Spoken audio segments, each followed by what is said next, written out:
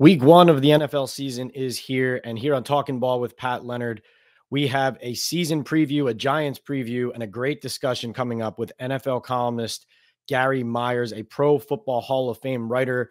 We will debate Eli Manning's candidacy, talk about Daniel Jones, Joe Schoen, and his book, Once a Giant. Best-selling author Gary Myers coming up next. Talking Ball with Pat Leonard is brought to you by, of course, Boom Chaga Mushroom Super Drink, a natural extract loaded with anti-inflammatory, immune-boosting antioxidants, and heart-healthy compounds. You can easily pour this natural liquid supplement into any of your favorite drinks. I put mine in my coffee every morning and immediately feel the difference. I personally have felt a post-workout-like energy boost with Boom. Chaga also has the ability to lower cholesterol, reduce inflammation, and improve immune and heart health with its beta-glucans and antioxidants. Go to boomchaga.com today to place your first order. And if you use the discount code TalkingBall25 or access it through the QR code on your screen, you will get 25% off your first subscribe and save order. Right now, that means a month's supply costs you only $30. Start feeling the difference today at boomchaga.com. Also brought to you by Estate 98 Coffee, an all-natural specialty coffee with no sugar that is convenient for on-the-go professionals, parents. If you need a quick coffee, Estate 98 is for you. It takes me less than 10 seconds to make a delicious Estate 98 iced coffee and only a minute more to make it hot or a latte from this all-natural concentrate. Go to estate98.com/talkingball to get a special buy one, get one free deal through our show here on the Believe Network. And also Bet Online, the world's most trusted betting platform and your number one source for everything football. BetOnline has every stat, matchup, and even live odds and spreads to bet on during the games. Think you know your stuff? Get in on our $200,000 mega contest and pick 5 games against the spread every week for your chance at weekly prizes and a share of $200K. When the game is over, head on over to our online casino and get in on a game of blackjack or poker, or unwind with one of our over 150 slot games. Head to the website today to get in on the action. BetOnline, the game starts here. And now to our interview with Gary Myers. All right, we're always really excited here on Talking Ball with Pat Leonard to talk to Gary Myers, longtime NFL columnist for the New York Daily News and the Dallas Morning News, author of 6 books, including the New York Times bestseller Brady versus Manning, longtime HBO Inside the NFL analyst, and also, of course, important to this conversation, a voter for the Pro Football Hall of Fame. But he has a book out. It's excellent. If you're a Giants fan or NFL fan, you need to get it now. It's called Once a Giant. It's over my shoulder here. A story of victory, tragedy, and life after football. Gary, great to see you. Thanks for being on. Happy 2024 start of the season, Pat. To be honest, you know, I'm always the guy. I don't like people's countdowns to the start of kickoff to week one during the summer. I like my summer. I like my vacation. But Gary, when Labor Day hit, I felt it. You know, I felt the itch. And speaking of that, you are, it appears, going to be everywhere around this Giant season, this NFL kickoff season, at some really exciting events coming up. Could you tell the fans where they can find you, where they can see you as we ramp up to this Giants week one game against the Vikings? Yeah, you know, it's funny is that this time of the year always felt like the start of school for me. When I was covering the NFL, that Labor Day was really the kickoff where you get that feeling in your stomach. Oh, we're in for the long haul now, you know. So Friday night at the Fan Fest, I'm going to be on the concourse, kind of to the right of the team store. You know, maybe about 30 yards to the right of the team store. Around 5 o'clock when the gates open, I'll be there for a while, and then starting at 11 o'clock on Sunday, opening game of the season against Minnesota, I'll be in the same spot. So hopefully some players are going to stop by and sit with me for a little bit to sign books and chat with all the Giant fans. Wow, that's excellent. You were a voter, you said, on that top 100. Were there any, as you were compiling your top 100 or having those conversations, were there any areas there, especially as you got into, let's say, who's in the top 10 and who's not? Were there any that really gave you a difficult time? Or, you know, does it fall in place kind of as you look at their whole history? Yeah, I mean, it was really hard figuring out who was number one. Obviously, it was Lawrence. And then kind of, you know, you didn't want to ignore the past because, you know, that's easy to do. You know, I've been covering the league since 1978, but there were so many great Giants. prior to that, that you really had to take that into consideration. Honestly, the toughest decision for me, and I'm sure this subject will come up a little bit in the next few minutes when we're talking, was who goes first among the quarterbacks, Phil Simms or Eli Manning? And because you have to look both of them in the eye after it and admit who you put right. ahead of the other one.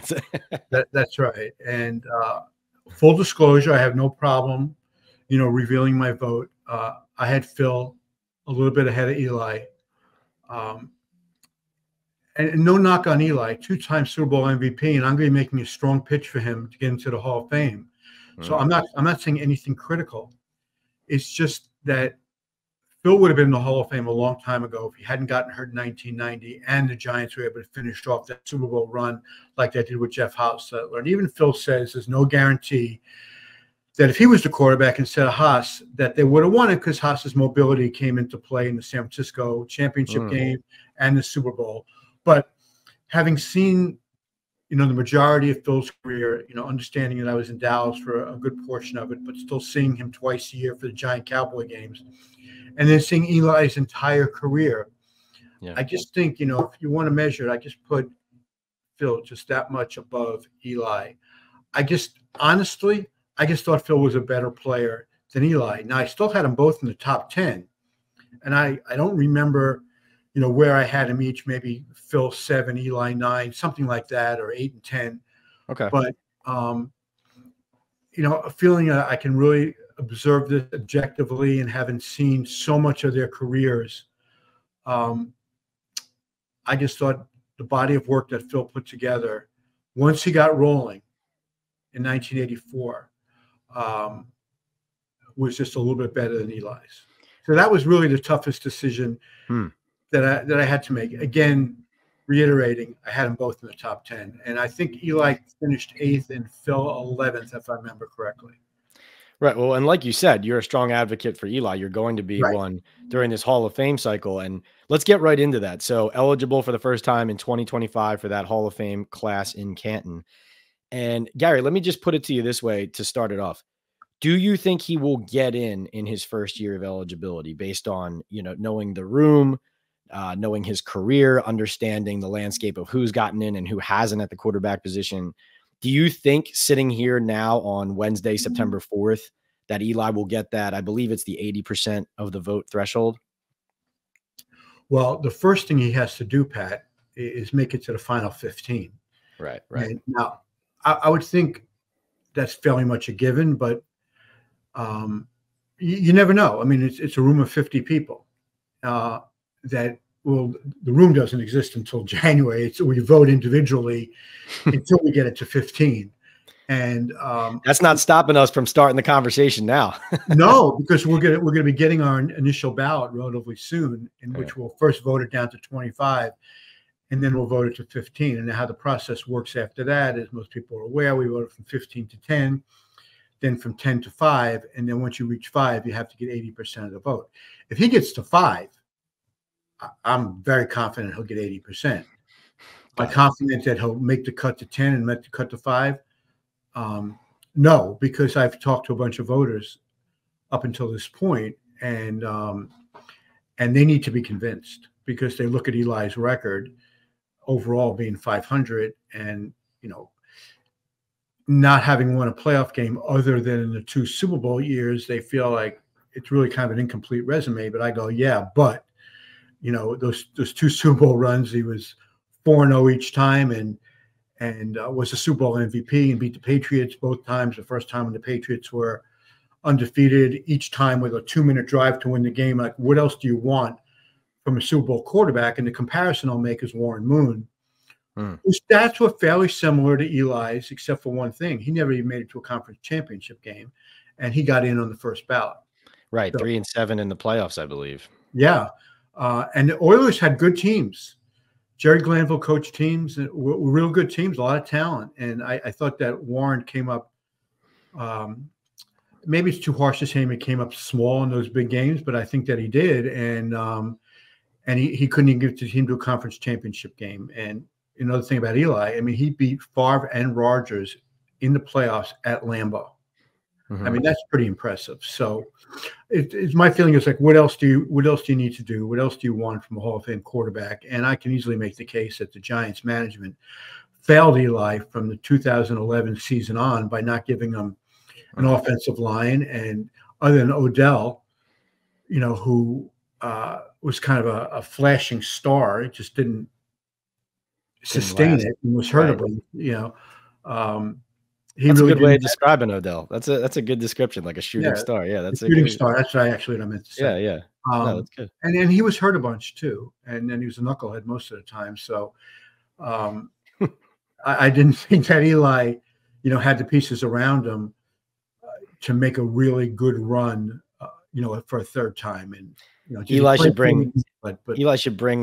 Sorry to interrupt you, but Eli should bring Lil Wayne and Odell up onto the stage in Canton when he gets in. That'd be nice, full circle. Yeah. No, so can you tell me this too? Having been a Pro Football Hall of Fame voter and seen this process and been involved in this process over the years, and having covered the NFL for as long as you have, can you tell me, is there precedent? How much precedent is there for a player getting in who was never the best at his position when he was playing, but whose historical contributions to championships and big moments kind of are really at the, if you were to write a book about the NFL, would be in the first chapter? I asked that because, like, as you just hit on it, Eli has a 500 career record, obviously 57,000 passing yards, 366 touchdowns, but 244 interceptions, no MVP awards during the seasons, obviously wins the 2 Super Bowl MVPs. But I guess where I come down, Gary, is like, if you said to me, this guy orchestrated 2 of the greatest playoff runs of all time, he beat arguably the greatest team of all time in that game twice, including a year that the Patriots should have and were about to go undefeated, and you said that deserves its own room in Canton, I think it would be hard to argue with that being memorialized. But then if you just zoom out and look at Eli Manning, the player, and his full body of work, then I don't see him stacking up with everybody else. So my question to you is there precedent for that, for a player like that getting in? Or do you, as somebody who will be making a case for him, have to convince people that the rest of his career was at a high level as well? If that's an understandable question. Yeah, no, I get it. And it's a great question. And honestly, I'd have to kind of look at the list, and I'm sure I can point out plenty of players who were never considered the best at their position in any given season. I mean, just think about some of the receivers.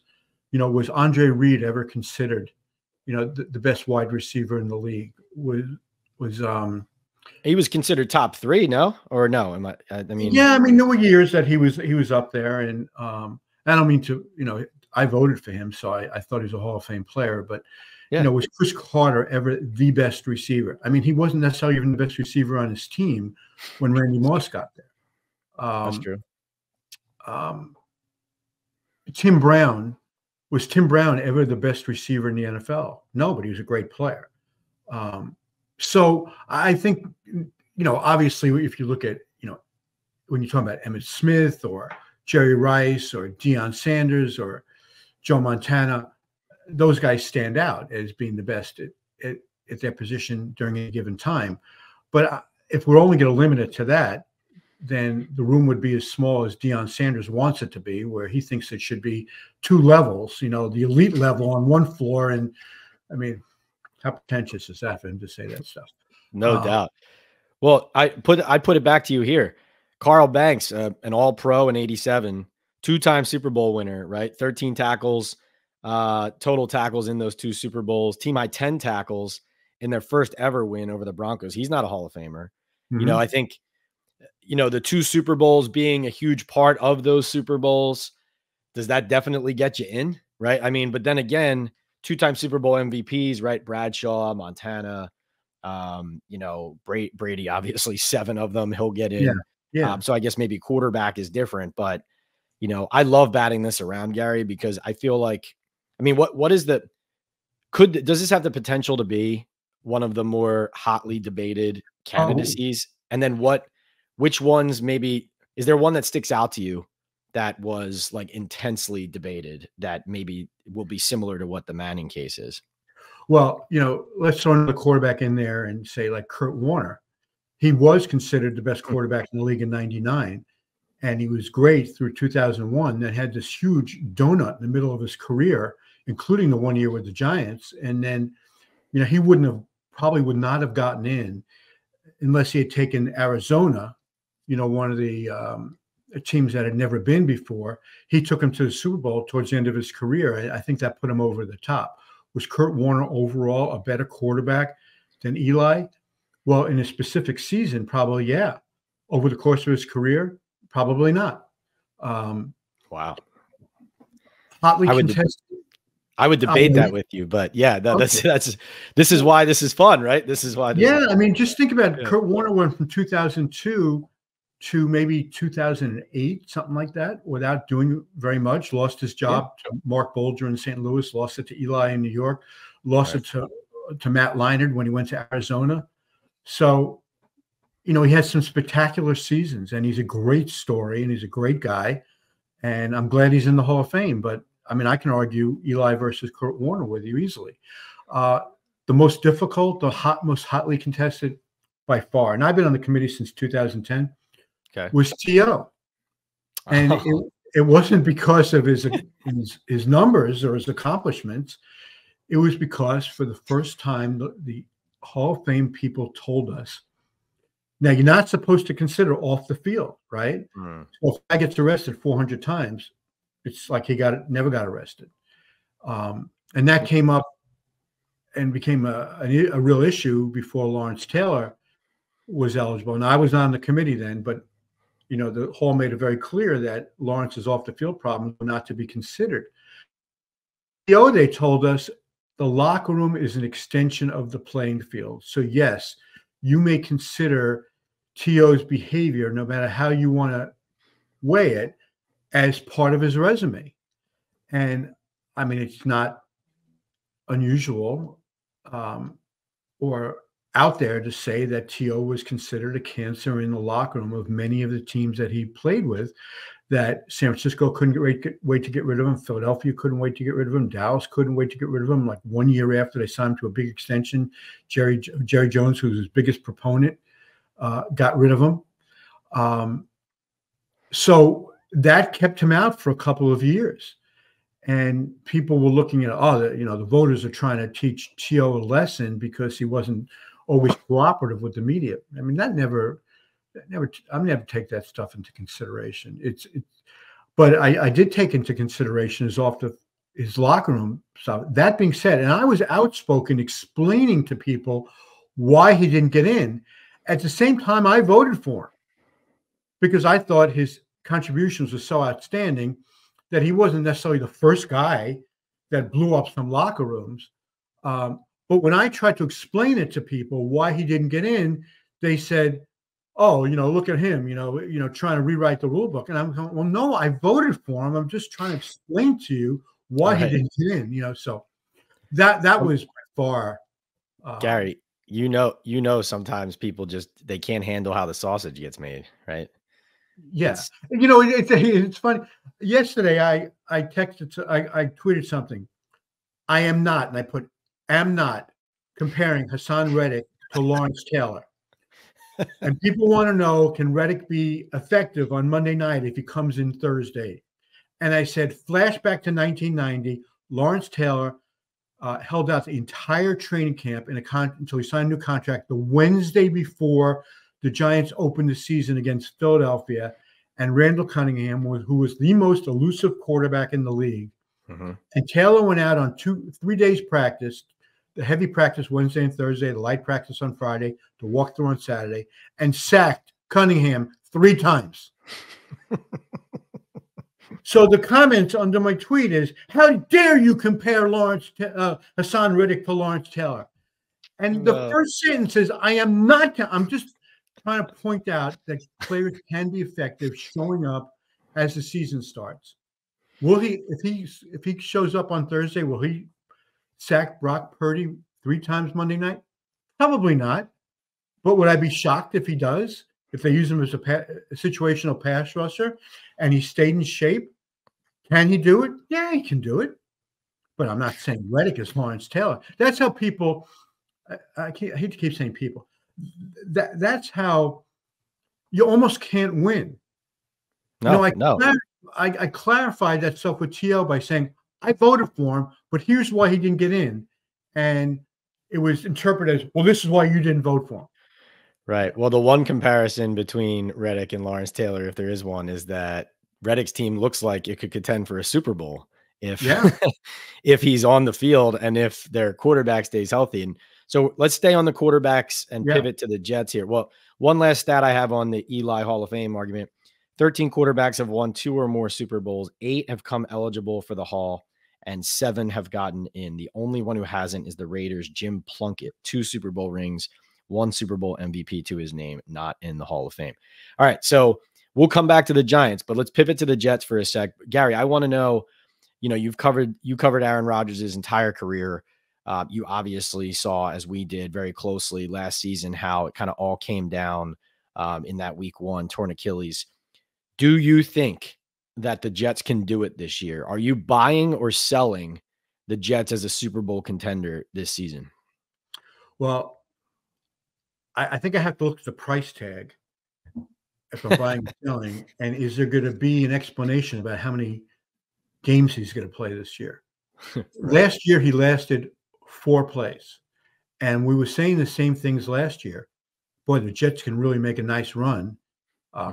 They have Aaron Rodgers. Nobody obviously thought he was going to last only 4 plays. So if you can tell me that he's going to start, say, 15 of the 17 games. Yeah.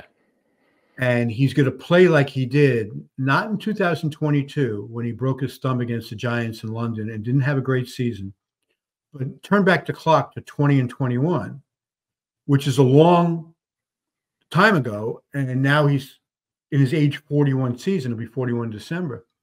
So can he play at that level and stay healthy? If we knew the answers to those questions, I'd get on one of these betting apps and put a lot of money on the Jets to win the Super Bowl. Because the rest of their team is pretty good. I mean, they're really good. So wait, if I told you Rodgers plays 14 or 15 at least games regular season and is available for the playoffs, you think that it's a possibility? Well, you didn't answer the second part of my question. At what level are we seeing Aaron Rodgers? Are we seeing the ones from a few years ago when he played really well? Are we seeing the ones from 22 when he didn't? Right. I mean, just remember that last game of the year, the Sunday night game at the end of the 22 season against Detroit, where all Green Bay had to do was win at home, and they were in the playoffs, and he was horrific in that game. That's the last game he played that counted. So you tell me, which Aaron Rodgers are we getting? If you're telling me we're going to get the one that we saw for the majority of his career, yeah, I think the Jets can go deep in the playoffs. If he gets hurt or he's not the same player, then they might not even make the playoffs. All I know is I saw him for 1 day in person this summer against the Giants, and he looked like the old Aaron, Gary. I mean, the movement element obviously has been a huge part of his game, and he was moving around. It's not the same. So there's still kind of an open question of, as great as his arm still looks at that age, right? Like when the rush starts coming, because, it's extremely relevant given that he was under pressure when he moved and tore his Achilles last year, right? It's not like just an age thing. It's actually how he got hurt last year trying to play that way. So I think that's the question. But I will say his arm looks like the old Aaron, and his dissection of the field, of the defense, the way that he was changing plays at the line, all of that. But that'll be fascinating to watch. Pivoting back to the Giants, Gary, and this is hot off the presses Giants convo here, okay? This is the newest Giants topic of the day, the HBO Hard Knocks series. Obviously, the Giants were the stars of it in the offseason. Now the Chicago Bears episodes have been taking us through training camp, and the finale just dropped. And this is the headline going around right now, is at the Georgia-Clemson game. So, Gary, this was literally 3 or 4 days ago, okay? At the Georgia-Clemson game on the sideline, Ryan Poles, the Chicago Bears GM, and Joe Schoen, the Giants GM, are standing next to each other.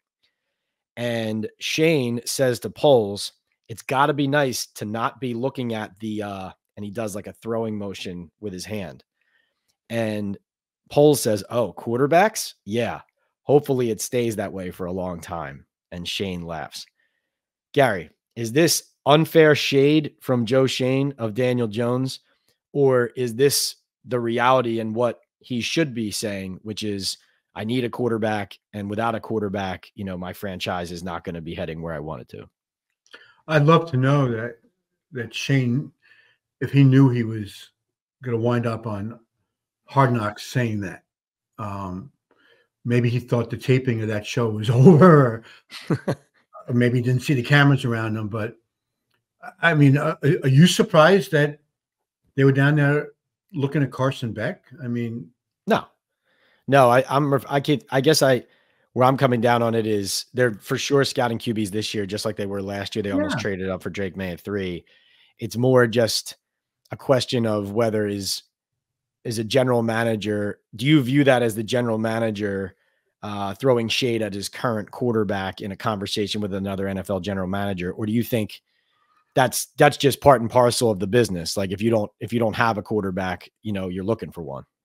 Well, clearly the week before the season, you don't want to be on national TV advertising that you're in the market for a new quarterback, because of what impact that you want Daniel Jones. I mean, Daniel's a smart guy. I mean, he knows his Giants career is on the line this season. Does it need to be reinforced by his general manager saying to another general manager, boy, you're a lucky guy, you don't have to be watching Carson Beck today? I mean, it's probably not in the Giants' best interest for Schoen to be doing that so publicly, again, assuming he knew he was on camera and was saying that, knowing it was going to wind up on that show. I mean, I don't see how that helps the Giants this season, for Schoen to be saying that. I agree. Pat, the way things are now, it was going to get out that Schoen was at that game. I think it got out even before it was on Hard Knocks, right? Because I think yeah. So, I mean, Georgia and Clemson always have a bunch of NFL caliber draft eligible players. So he's going to scout that game, especially on an off weekend. And he's going to be looking at the quarterbacks there, or Carson Beck at least. So, I mean, that stuff is not a surprise to be jealous of another GM because you don't have to look at a quarterback. Doesn't exactly send a message of, we have a lot of confidence in you, Daniel. We're already thinking about who we're drafting next year. Right. It's probably better not said, but yeah, no, good point. It's like, yes, that is what he should be doing, scouting the QBs to potentially draft one next year. You just don't want that publicly said a few days before the current quarterback who is making $40 million a year is supposed to put his best foot forward. Yeah. By the way, Schoen, as you would expect, but like last year, it was the same way, the college football season kicking off before the NFL season, and Schoen and his team on the road heavily scouting QBs and just, prospects around the league before the Giants even step on the field in the regular season. And, he made his way around this past weekend, Gary. He was at the Colorado game, Shedeur Sanders. He was at the Georgia Clemson game. He was at Notre Dame, Texas A&M, big win for the Irish. And he was also at the LSU USC game. So that's 4 games in one weekend. That's pretty good work. Yeah, I mean, that's what he should be doing. And he needs to take advantage of, the bye week in the schedule here before the regular season starts. Again, Daniel Jones is a smart guy. Yeah. He knows he's got no guaranteed money coming after the season. I'm not sure what the cap hit would be next year, but you guys have been writing incessantly the Giants can get out from under this contract. So he knows he's playing. He's not playing for his NFL career. He'll be in the league somewhere next year, but he's playing for his opportunities to continue as the Giants starter. And what should be going on in Jones's mind right now is this administration liked me enough to give me a $160 million contract with $80 million guaranteed, whatever that was. Mm-hmm. So at one point they had faith in me. Last year, he should think to himself, I was hurt. I had no offensive line. I had no wide receivers, and the running back was always hurt. So last year was an aberration. I had no shot. This year it's a clean slate. The offensive line is better. I don't know who's going to run the ball effectively, but he's got a number one receiver. I do like Wan'Dale Robinson also. Hyatt seems like in specific situations he can be a real deep threat. Maybe the rookie tight end gives him something. This is his opportunity to show what he's got, finally. I've said this to you for years. I've seen snippets or flashes of what Jones can do. I've seen him be accurate. I've seen him have a good arm. I've seen him be able to run the ball. I've seen him do that all in one game once, the Minnesota playoff game, and very few times other than that. If he's going to want it, if he wants this job, if this is where he wants to be, if he wants this job, he's got to do it every week. And that's not asking too much. That's what they're supposed to do when they're making $40 million a year. So the pressure is on him, but the pressure is on all these guys. They need to win. It's a production league, and that's such a cliche, but it's true. You're not going to keep your job as a quarterback of the New York Giants if you suck. And he's got to be good this year. He's got to be better than good. Otherwise, he's not going to have the job next year. Simple as that. Well said. That's why you're the best. I'm going to tell our fans about our sponsor quickly, Gary, and then we'll do a quick rapid fire 3-question predictions for the Giants in the NFL season. All right. Talking Ball with Pat Leonard is brought to you by the Boom Chaga Mushroom Super Drink, a natural extract loaded with anti-inflammatory, immune-boosting antioxidants and heart-healthy compounds. You can easily pour this natural liquid supplement into any of your favorite drinks. I put mine in my coffee every morning and immediately feel the difference. I personally have felt a post-workout-like energy boost with Boom. Chaga also has the ability to lower cholesterol, reduce inflammation, and improve immune and heart health with its beta-glucans and antioxidants. Go to boomchaga.com today to place your first order, and if you use the discount code TalkinBall25 or access it through the QR code on your screen, you will get 25% off your first subscribe and save order. Right now, that means a month's supply costs you only $30. Start feeling the difference today at boomchaga.com. All right, Gary, 3 quick prediction questions. First, I guess this is more of a question, but you can tell me whether you predict it'll happen or not. If the Giants are getting a new quarterback next season, do you think it should be Dak Prescott of the Dallas Cowboys as a free agent, or that they should draft one? You said if the Giants are getting a new quarterback? Yeah, if the Giants are in the market for a new quarterback, they're moving on from Daniel Jones. Do you think they should sign Dak Prescott as a free agent or draft one? Draft one. I mean, can Dak Prescott get past the divisional round of the playoffs before the Giants or any other team pays him $60 million a year? That's how I look at it. I mean, he's not an old quarterback. He's in his early 30s, I think. He just hasn't, other than the regular season, he hasn't been really successful. I'd rather identify the right guy, develop him, and win with him, and have him here for 10 years, rather than taking. First of all, I think the Cowboys are going to wind up signing him, but okay, I'd rather start over.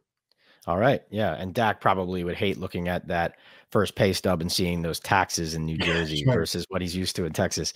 All right, Giants prediction time. How do you see this season going? I predicted them going 4-13. How do you feel their record is going to shake out? You must be popular around that training facility. Oh, you know I am. Come on, you know this. I'm a little more lenient on that. I'll say 6 or 7 wins. Again, you and I have talked about this a bunch. If you flip-flop the first 2 seasons, and what were they last year? Was it 5 and 6 and 11? 6 and 11. Okay, so if they go 6 and 11 in the first year, Shane and Dayball, and then 9-7-1 and win a playoff game in the second, then everybody will be all excited. The fact that they were flip-flopped and they're coming off a 6-win season, I think there's a lot of pressure on everybody. I can see them winning 7 games this year. I think the Eagles could take a step backwards. Who knows what Washington's going to be? A lot of turmoil in Dallas, as there usually is at the beginning of the season. The Giants are probably a year away and a really good draft away from being playoff contenders again. So wait, I have to hold you to something here because the over/under in Vegas is 6.5. So you're hovering there 6-7. I'll take 7. All right, Gary goes the over. And Super Bowl prediction time. I have Texans Packers in the Super Bowl with the Texans winning, Gary. I wanted to pick the Cincinnati Bengals. I also think the Niners are a very good pick. But the Jamar Chase turmoil, the Joe Burrow coming off the, with the wrist injury and whether there's going to be lasting effects there. I wanted to pick Cincy. I picked them last year. I felt like maybe they're primed, but I like the Texans. I like the Danielle Hunter, Stephon Diggs additions, CJ Stroud and that ascending team. Am I crazy? How do you see it shaking out? No, I won't say you're crazy. I guess that wouldn't be my pick. I think we'll see if the league is kind of caught up to C.J. Stroud in the offseason. Coordinators had 9 months to get ready for him. They are definitely an ascending team, and I think they're a fun team to keep an eye on. My Super Bowl pick in the AFC is going to be Baltimore. They've come so close. I really think Lamar Jackson, now that he has Derrick Henry behind him to hand off to, their defense is real good. They've come so close the last few years. I look for them to get over the hump. On the other side, I think the fact that San Francisco returns everybody, basically, solving those contract situations with Brandon Ayuk and Trent Williams, Christian McCaffrey being healthy for Monday night. I mean, just the Jets' luck, right? 2 weeks ago, we don't know what's going on with McCaffrey. He's hurt most of training camp. Williams is not there. Ayuk is holding in, and now they get them all back with plenty of time to get ready for the season opener. It's just the Jets' luck. But I think I'm picking San Francisco to win it. I just think this is the year they take that next step, and we have a rematch of the Super Bowl when the lights went out in New Orleans all those years ago between Baltimore right and San Francisco. I think the most intriguing story in the league this year is I was going to say San Diego, or just the Chargers, and Jim Harbaugh wins right away wherever he goes. I just don't know if he can do it with Los Angeles because they're starting over at wide receiver, and Justin Herbert, was out all training camp basically with that foot injury. But Harbaugh will win with the Chargers. I just think this is going to be a little different first year than he's used to. But so Baltimore, San Francisco winning it. I like it. Great pick. He is Gary Myers, longtime. And you, Pat Leonard, having a few hurricanes at the Super Bowl in New Orleans. Oh, I can't wait. Gary, FYI, I don't know how I'm going to do it. I intend to have a table down there in New Orleans. It's Radio Row time for Talking Ball. Let's go. Oh, great idea. I love that. We're going to make it happen. One way or another, we're going to make it happen. He is Gary Myers, the one and only longtime NFL columnist, New York Times bestselling author, Brady versus Manning, Pro Football Hall of Fame voter. His book is Once a Giant, a story of victory, tragedy, and life after football. Go get it. Gary, thank you so much for being on the show. Thanks a lot, Pat. Have a great season. That was a fantastic conversation with Gary Myers. As always, we are really excited for the Giants season, for the NFL season, for week 1 on deck. Remember, we are sponsored here by Estate 98 Coffee, estate98.com/talkingball for a special buy one, get one free deal.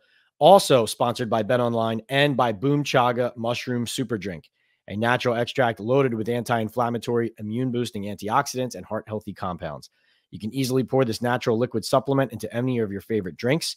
I put mine in my coffee every morning and immediately feel the difference. I personally have felt a post-workout-like energy boost with Boom.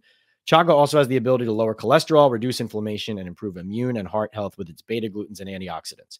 Go to boomchaga.com today to place your first order. And if you use the discount code TalkingBall25 or access it through the QR code on your screen, you will get 25% off your first subscribe and save order. Right now, that means a month's supply costs you only $30. Start feeling the difference today at boomchaga.com.